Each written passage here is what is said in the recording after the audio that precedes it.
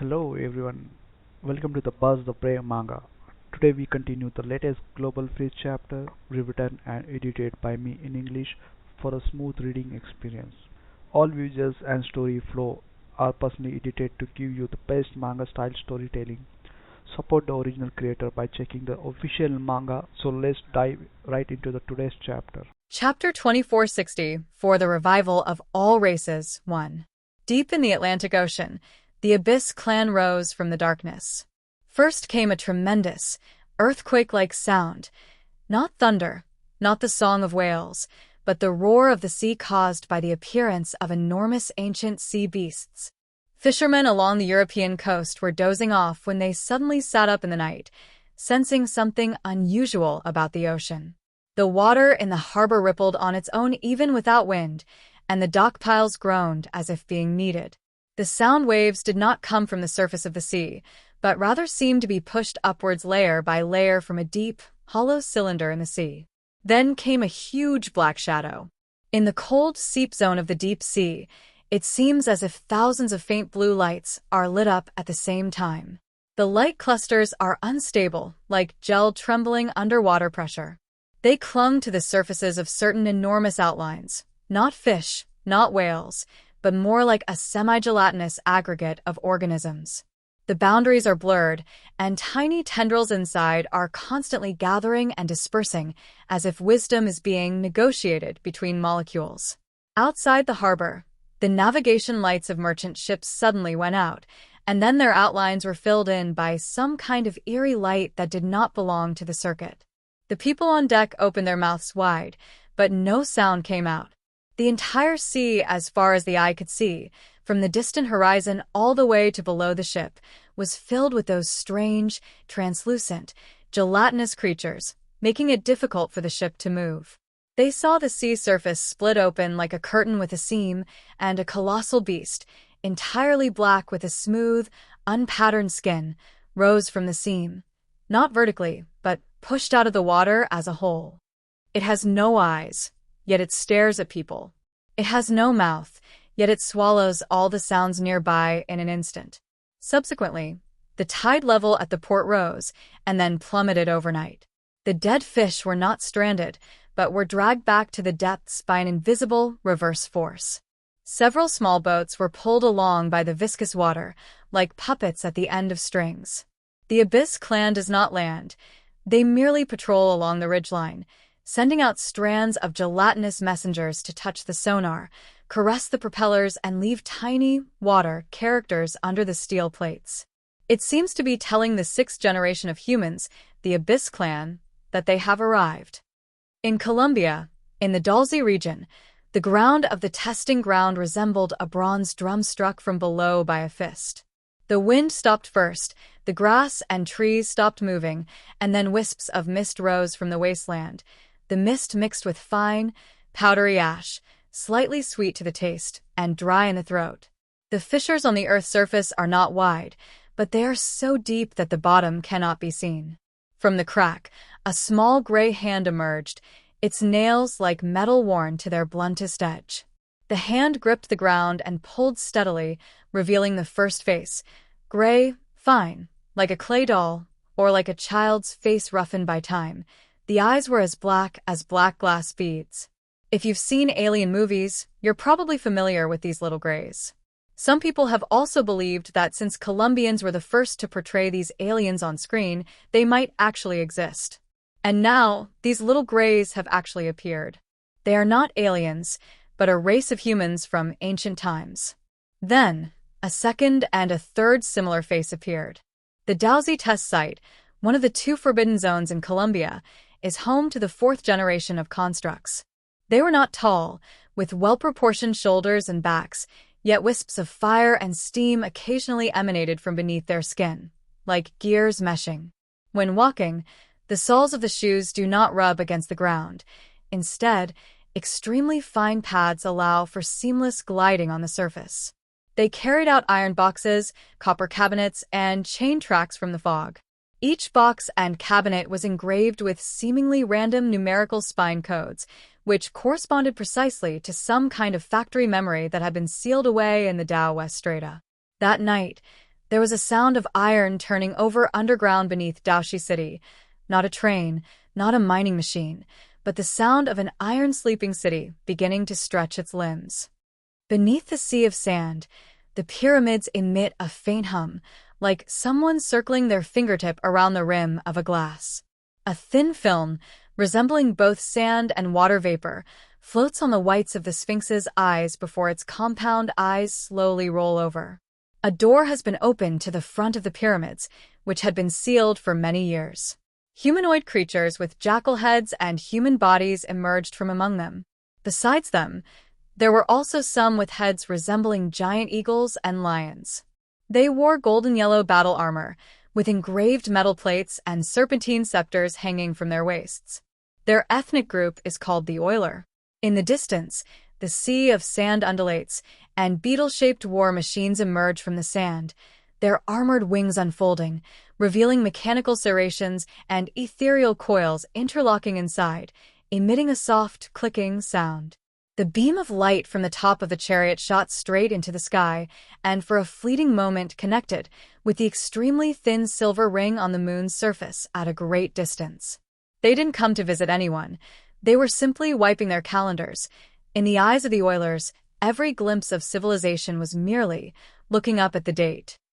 Higher in the sky, the Celestials seemed like creatures blown out of the wind by themselves. In the stratosphere above the city, groups of giant, transparent whale-like shadows appeared, their backs bulging with arched wind sacs and their bellies trailing long, thin wind fins. They tumbled at the boundary of air masses, creating huge waves that made the cloud walls flip like pages of a book. Occasionally, smaller, kite-shaped umbrellas swoop down, like lightning of some kind of inherent shape. The Celestials are atmospheric beings, a race hidden among the clouds in the sky. Earth has a history of 4.6 billion years, with 6 generations of humans, each generation featuring multiple races taking turns to appear. Therefore, all sorts of strange creatures have ruled this planet. Earth is a huge testing ground, which the Creator used to conduct biological experiments. On the edge of a continuous mountain range in South America, the Titans rose from the fog-shrouded square formation. At the foot of the volcano, several rocks as big as small hills shook off their ash shells, revealing clearly striped wrist muscles underneath. Those weren't rocks, they were their skin. A one-eyed giant used the heat from a volcano to iron his hair. With a snap, the 100-armed body stretched out simultaneously, like a withered tree suddenly sprouting new branches. They carried the rock strata, and with each step they took, the echo in the valley was torn from the pages of a book. They speak in a geocentric language, a grammar that resembles the vibrations of the Earth's crust. On the other side of the coastline, in the sky, the Eldar resembled fragments of a rainbow bridge after the rain. Schools of aerial fish swam along the densest power lines in human cities, their fins brushing against the glass facades of buildings as if gently caressed, and the pixels beneath their surface gave off goosebumps. Humans, awakened from their slumber, begin to detect whispers in their cochlea that do not belong to the audible frequency range. Someone suddenly stopped and looked up, their eyes moist, as if they were hearing the wind chimes of a childhood afternoon. Someone held their forehead, their body temperature plummeting, feeling as if they had been pulled into an invisible lake. The Eldar meant no harm. They were merely testing the background music of this world. Chapter 2465 The Revival of All Races, 2. The gods of the land by the lake lifted the curtain from the other side. The shadow of Takamagara pressed down on the roof of the shrine, and the crossbeam of the torii gate slumped slightly, as if to bear an unseen weight. In the darkness of night, the divine light of the 2 pillar gods left 3 concentric rings on the clouds. There used to be 3 pillar gods, until Zhang Yi used the rules of the universe to obliterate one of them. The Heavenly Lord and the High Emperor's spirit god were still dressed in huge black robes, with colorful and awe-inspiring masks on their faces. They gazed at the outside world, their eyes filled with memories and sighs. Finally, we can see the light of day again. Yes, we don't need to hide underground like rats. It's time to seek revenge on the people of that kingdom above the Dragon Kingdom, the one called Huashu Kingdom. The two gods of the land by the lake exchanged a glance, their eyes burning with rage. They will never forget how that young man from Huashu Kingdom wiped out the entire Japanese alien organization that they had helped build, and how he killed one of their companions, the god of the sun, Shen Chancho. Don't worry, they'll be wiped out soon. Even without our intervention. Hee, that's true, but I don't mind at all.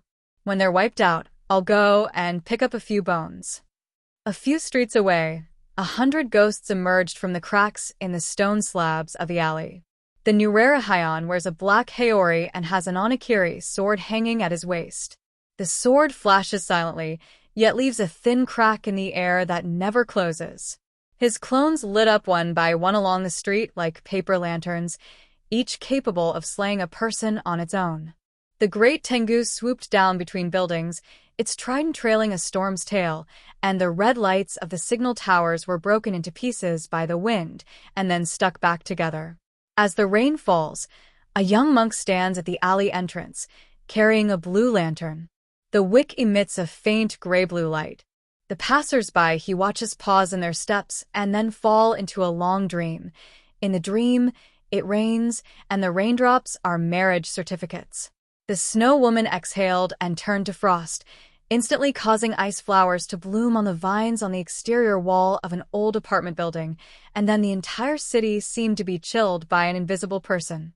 In the shrine's backyard, the shadow of the Kusanagi sword slowly twirled in the air, and the Yasukani no Magatama, like a shooting star, passed through several thin spaces, connecting several alleyways, as if sewing the underworld and the marketplace onto a button.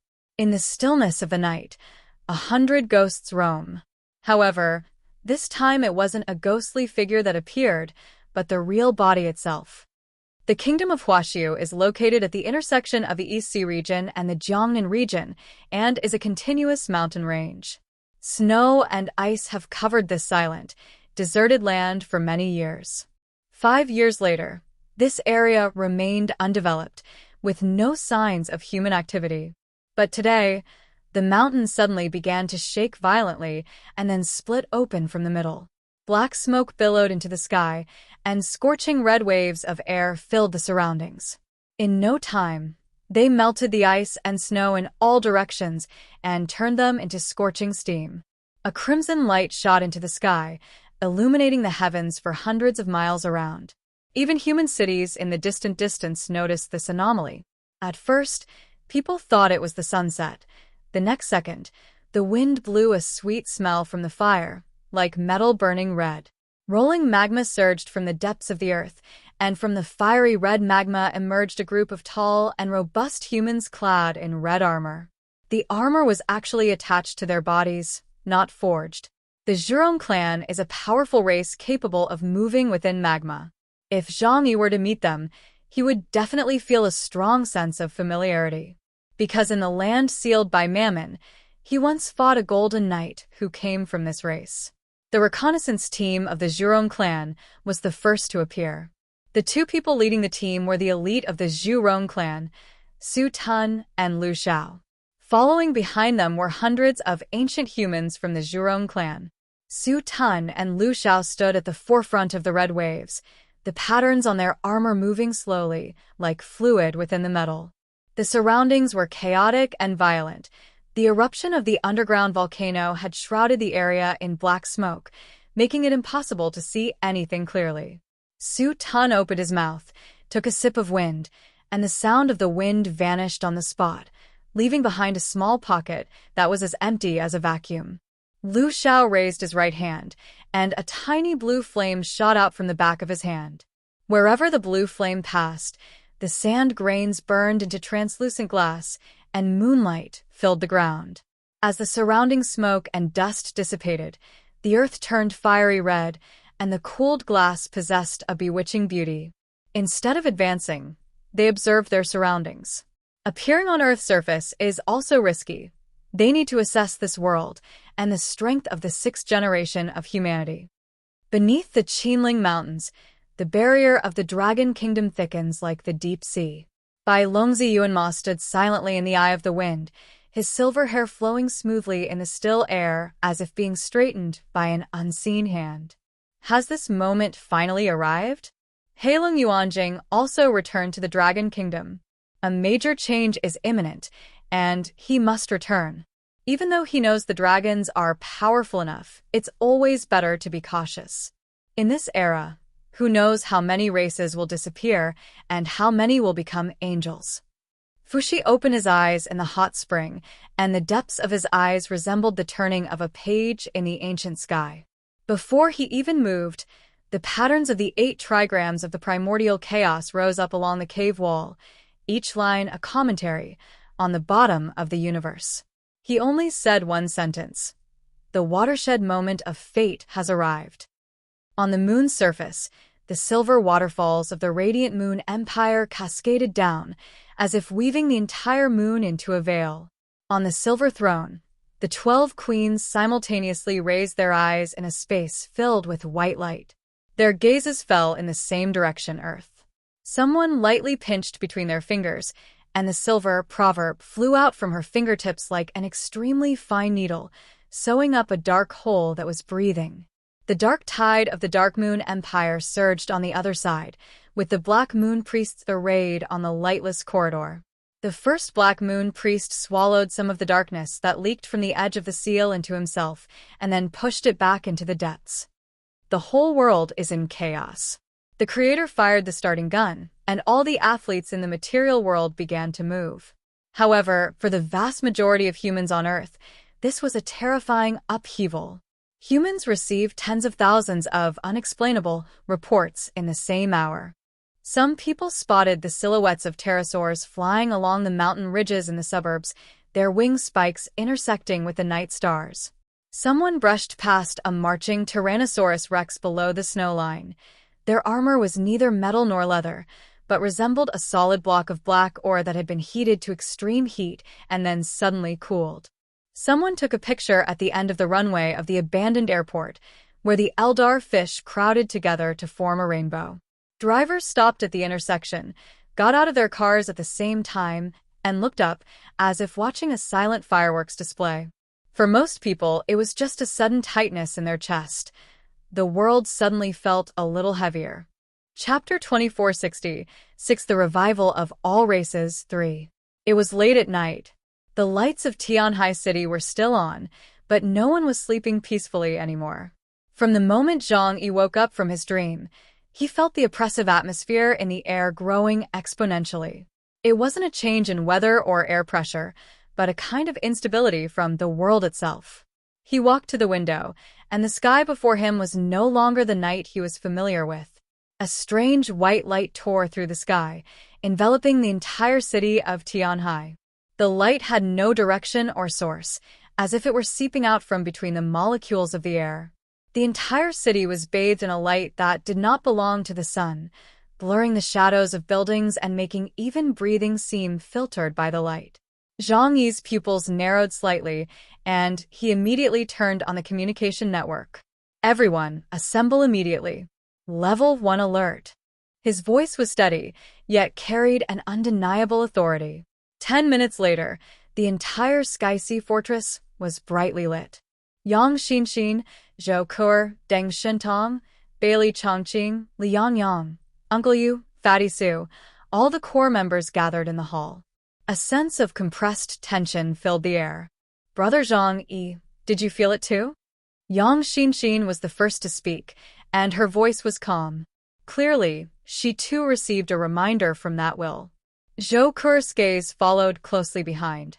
She looked out the window, where the white light had completely covered the sky, and in the distant clouds, a gigantic creature was swimming in the shadows. It is like a whale, and also like a concrete representation of a storm.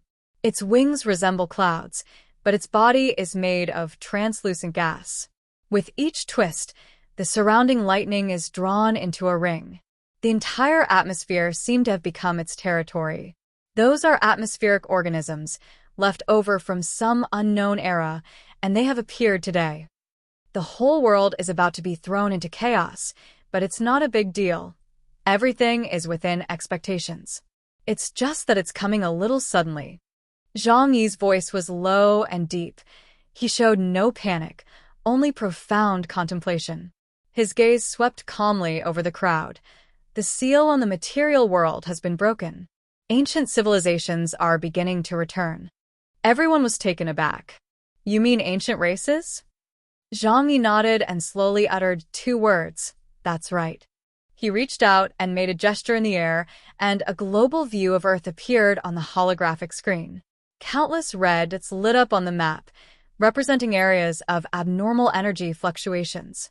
Arctic ice is spreading, energy is surging in the South China Sea, and a spatial rift is appearing in Colombia. All these anomalies are erupting at the same time. The moment trouble arose, Zhang Yi received messages from high-ranking officials from various countries around the world in the group chat. They have woken up. Zhang Yi's tone was extremely calm, yet it sent a chill down everyone's spine. The 6th-generation cycle set up by the Creator has come to an end. The birth of the 7th generation means that the old order must be purged. Clean up? Zhou Ke frowned. You mean? That's right. Zhang Yi looked out the window at the enormous gaseous creature hovering among the clouds. That's the clearer. The room fell into a brief, deathly silence. The light from outside shone through the glass, reflecting on everyone's faces, fear, confusion, and a hint of fighting spirit. Zhang Yi continued, They will clash with us. Not because of hatred, but because of the rules. The Creator needs a new experimental environment, and the old civilization must give way. He paused, his gaze sweeping over the crowd. And we, 6 generations, are the old. Silence fell over everyone. The air seemed to freeze. Yang Xinxin smiled slightly, looked at Zhang Yi, and asked, Then what do we do? Resist, Zhang Yi answered decisively, or be eliminated. He turned around, a relaxed yet extremely firm light igniting in his eyes.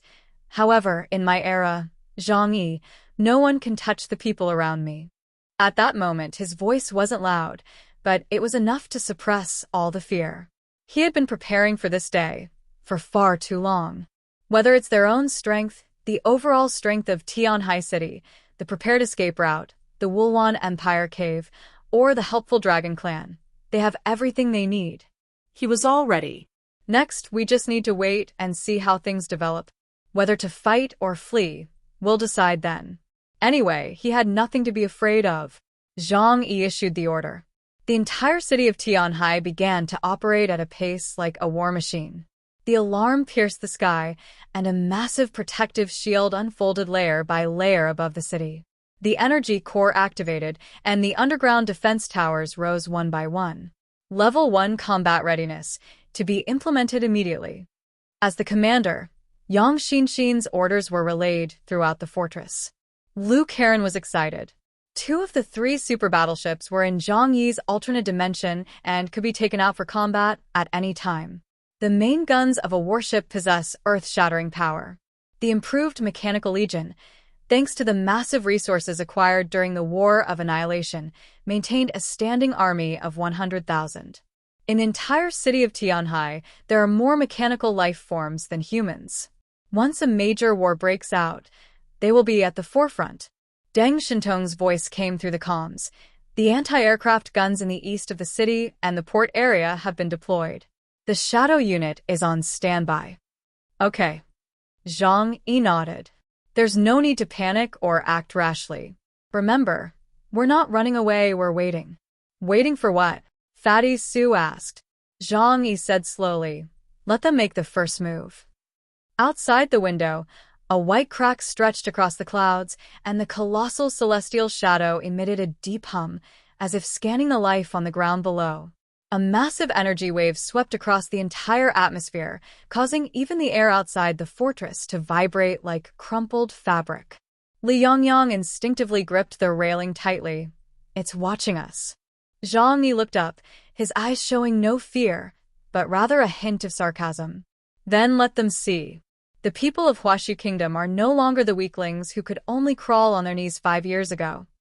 The light grew brighter and brighter. The city skyline, under that eerie curtain of light, lost its shadows. The air was eerily still. However, within the Sky-Sea Fortress, a calm power was spreading. Zhang Yi sat with his arms crossed at the highest point of the Tianhai fortress, like a guardian deity. His gaze was cold and piercing as he stared at the distant, frigid deep sea, then looked up at the atmospheric creatures that had emerged from the void in the sky. The flow of supernatural power spread out like a dark tide, forming a terrifying, enormous vortex behind him. An energy index of 52,000 points erupted around him, causing even the air to collapse slightly under the pressure. That aura was undisguised, like a sharp blade, piercing directly into the sky. The next second, the clouds churned, and the figure of the celestial clan slowly retreated. "It's testing the waters," Yang Xinxin said calmly, sitting next to Zhang Yi. "I know." Zhang Yi opened his eyes, his voice calm and firm, but it also knows who on this land it cannot mess with. Ancient civilizations that want to clear out and occupy the world on the surface need to assess the strength of their targets and whether they can defeat them. Otherwise, they will end up like the Wulwan Empire, losing more than they gain. Alright, that's it for today's chapter. Tell me in the comments which part you enjoyed the most. If you love manga style stories, don't forget to like the video and subscribe the Buzz Play Manga. See you in the next chapter with more surprises.